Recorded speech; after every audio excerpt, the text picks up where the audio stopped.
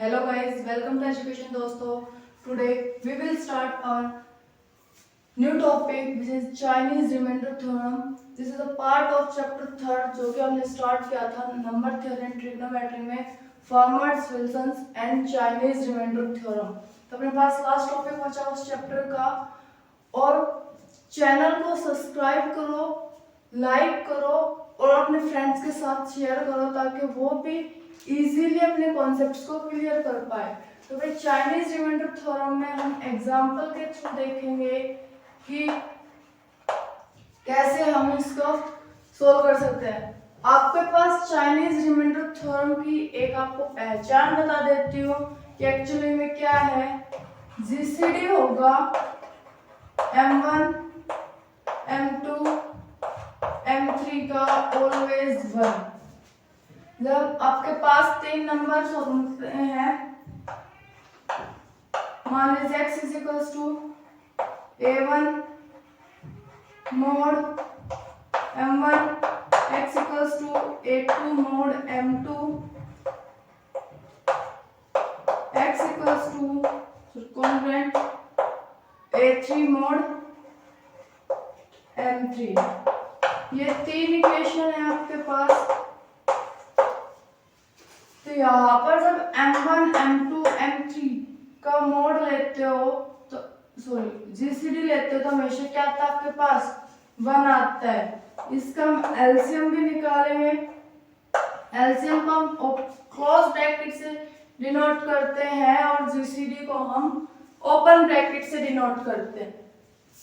तो जो ये m1, m2, m3 का जीसीडी लेंगे वो अपने पास कैपिटल M से डिनोट करते हैं. यहाँ पर कैपिटल M की वैल्यू कैसे निकालते हैं, m1, m2, m3. Small capital M1 की वैल्यू निकालनी है तो डिवाइडेड बाय की वैल्यू हम स्मॉल m1, m2, m3 का LCM upon m1.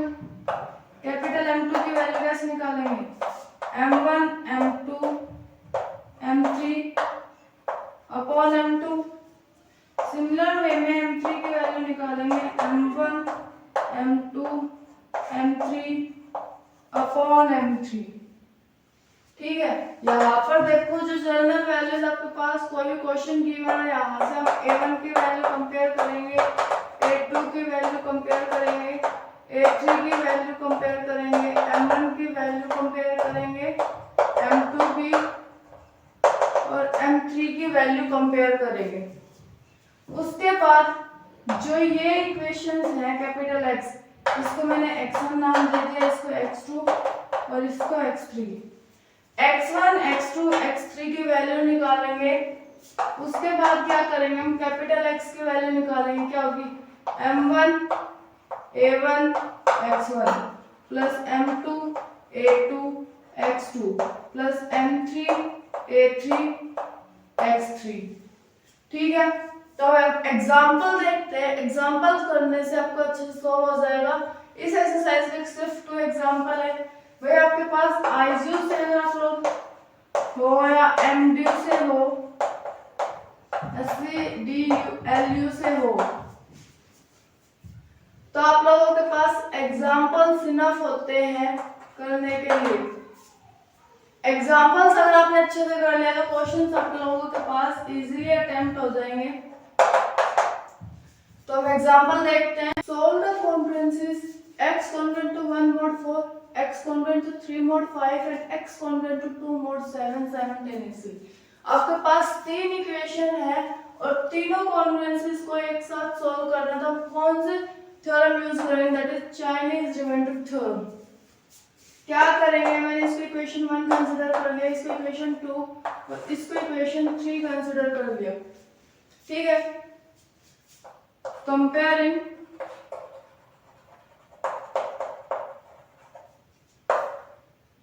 with 3 new congruencies.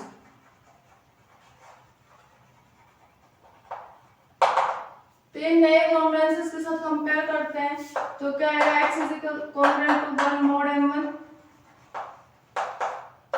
x congruent to a2 mod m2, A3 mod M3।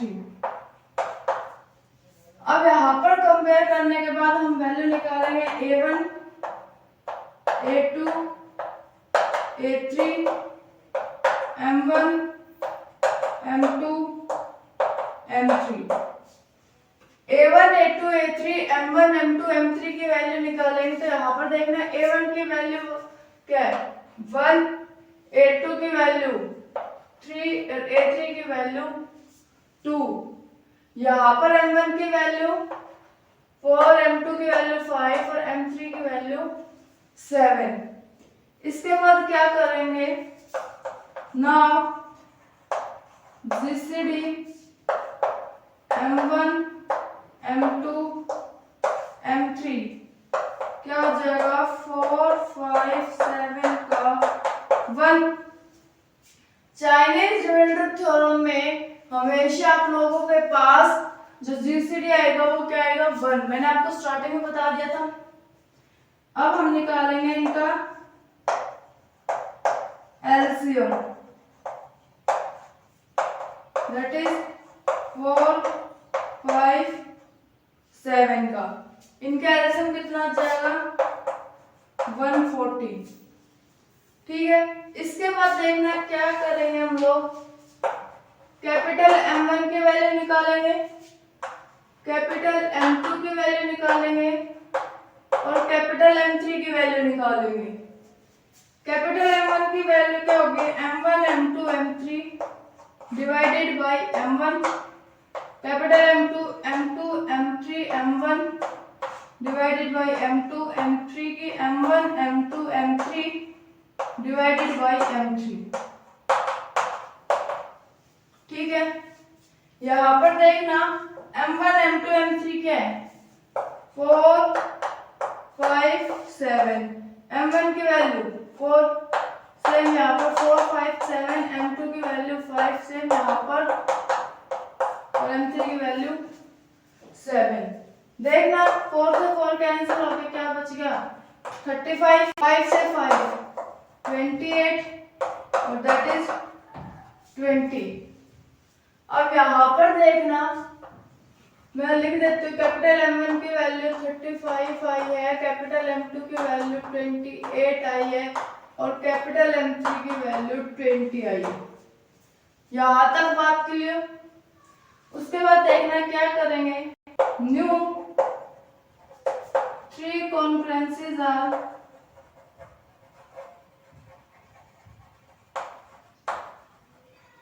अब वो क्या आ जाएंगे x1 equal congruent to A1 mod M1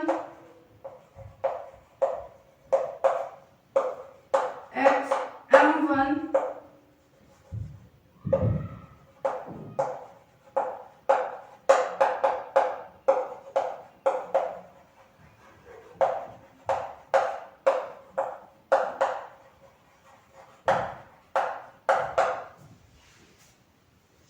देखो भैया यहाँ पर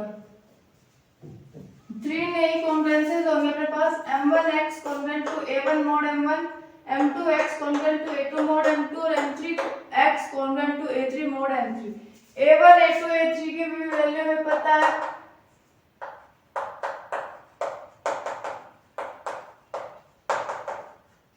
और स्मॉल m1 स्मॉल m2 और स्मॉल m3 की वैल्यू पता है।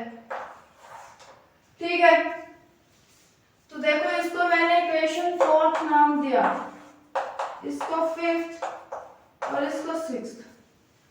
अब 4th इक्वेशन से हम x1 सॉल्यूशन निकालेंगे, x की वैल्यू निकालेंगे, जिसको नाम देंगे हम x1। 5th इक्वेशन से x की वैल्यू निकालेंगे तो सॉल्यूशन होगा, उसको हम नाम देंगे x2 और 6th इक्वेशन से जो x की वैल्यू आएगी उसको नाम देंगे हम x3। देखते कैसे करेंगे। हम फोर्थ इक्वेशन मेरे पास क्या है m1x congruent to A1 mod M1। Fourth equation है, यहाँ पर कैपिटल M1 की वैल्यू मेरे पास क्या 35, तो यहाँ आ गया 35x कॉन्ग्रुएंट टू A1 की वैल्यू 1 मॉड स्मॉल m1 की वैल्यू 4। ठीक है, अब इसको सॉल्व करते हैं। तो देखना क्या आएगा, सॉल्यूशन फाइंड आउट करने में चैप्टर सेकंड अपने पास कॉन्ग्रुएंस वहां पर करते हैं। क्या करेंगे, राइट हैंड साइड में हम 0 कंसीडर क्या करेंगे, कॉन्ग्रुएंट टू मॉड 4। 4 का एक ऐसा फैक्टर लेंगे जिसको ऐड या सब्ट्रैक्ट करें तो 35 का मल्टीपल बनता हो। तो मैं यहां पर देखना 36 लेती हूँ, इक्वेशन 7 और इक्वेशन 8। क्या करूंगी, subtracting equation 7 and 8 we gate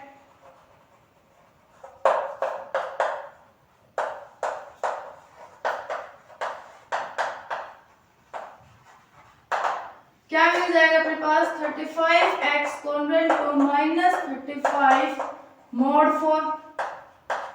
दोनों साइड से मैं 35 कैंसिल कर देती हूँ, x congruent to minus 1 mod 4। यहाँ पर ब्रैकेट में लिख देना कैंसिलिंग 35 बोथ साइड्स। 35 और 4 का जीसीडी क्या अपने पास 1। ठीक है, तो 35 और 4 का जीसीडी 1 है अपने पास।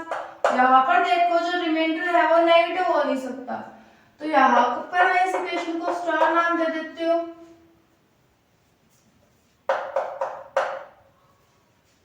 तो -1 कॉन्ग्रुएंट होगा मॉड 4। जब -1 को डिवाइड करेंगे 4 तो मेरे पास रिमाइंडर कितना आएगा, 3 आएगा। तो ये क्या आ गया, x कॉन्ग्रुएंट टू, ये इक्वेशन p दे दो, from p and star x congruent to 3 mod 4। ये आपके पास क्या है, रिमाइंडर। और ये हमने कैसे लिखा, बाय ट्रांजिटिव प्रॉपर्टी।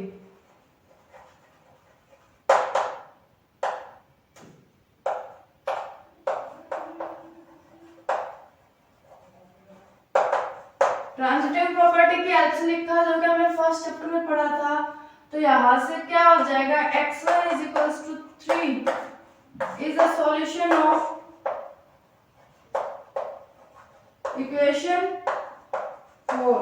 इक्वेशन 4 का सॉल्यूशन आपके पास आ गया।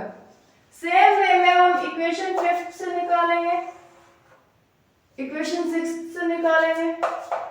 तो फ्रॉम इक्वेशन 5 क्या आ जाएगा, m2x congruent to a2 mod m2। ठीक है, यहां पर देखना अपने पास m2 की वैल्यू क्या है, 28 x कॉन्ग्रुएंट टू 3 मॉड 5। ठीक है, सेम वे में हम राइट हैंड साइड को 0 कंसीडर करेंगे, यहाँ मॉड 5। यहाँ पर मैं 5 का फैक्टर लेती हूँ 25, और दोनों को जब ऐड करते हैं तो मेरे पास क्या आता है, 20x कॉन्ग्रुएंट टू 28 मॉड 5। दोनों साइड में 28 कैंसिल कर देती हूँ, क्योंकि 28 और 5 का जीसीडी क्या है, 1। तो ये क्या आ जाएगा, this implies that x congruent to 1 mod 5। ठीक है, यहाँ से x2 की वैल्यू मेरे पास क्या आ गई, 1 is a solution of equation 5th। Equation 5th का आपके पास सॉल्यूशन आ गया। अब इक्वेशन 6 का निकाल लेते हैं। फ्रॉम इक्वेशन 6 क्या थे अपने पास, m3x congruent to a3 mod m3, यही थी। अब यहाँ पर देखो m3 की value 20x congruent to 2 mod 7। Same में हम यहाँ पर कंसीडर करेंगे, तो 0x कॉन्ग्रुएंट टू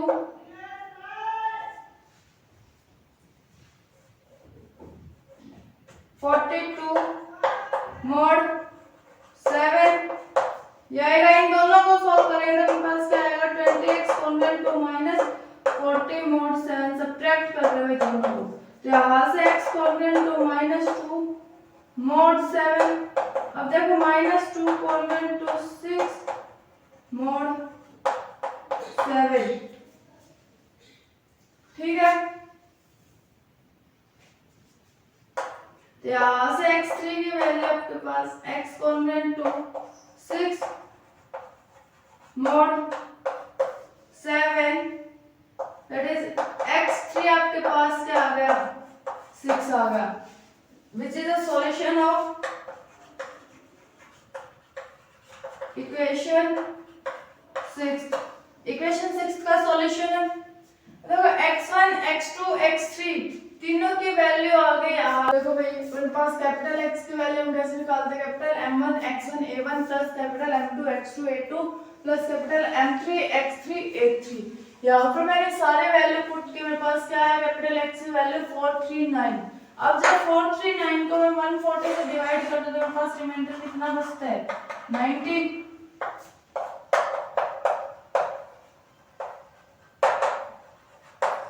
तो कैपिटल X कॉन्वेंट होगा 19 mod 140, ये आपके पास क्या है रिमाइंडर, ठीक है। Thanks for watching video. If you have any problem please contact in comment box, write your comments in comment box of your doubts, I will solve it definitely. Thanks for watching.